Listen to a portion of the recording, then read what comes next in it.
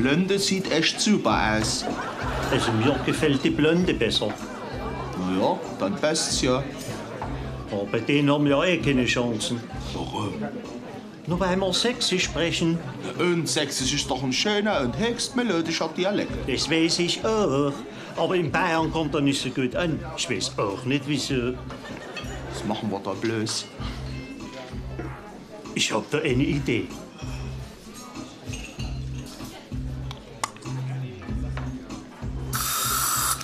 Das ist eine großartige Sache. Bayerisch Menthol, das Mundspray für den besonderen Dialekt. Oh, probieren wir. Unsinn. Das funktioniert doch nie. Wie soll denn das funktionieren? Das kann ja gar nicht gehen. Und das redet ja gar kein Sächsisch mehr. Das ist der Wahnsinn, das Zeug. Ja, jetzt kannst du probieren mit den zwei Dirndl, oder? Das machen wir. Servus, wie geht's euch? Wollt ihr was trinken? Vielleicht ein Bier oder einen Schnaps? Und du sag mal, was hat der gesagt? Ich glaub, die wollen uns ein Getränk ausgeben, ne? Das täuscht. Wir kommen alle zwei aus Aue im Erzgebirge. Freilich, aus Aue. Wir sind doch nicht total bekloppt. Mit dem Spray hätten wir uns sauber sparen können.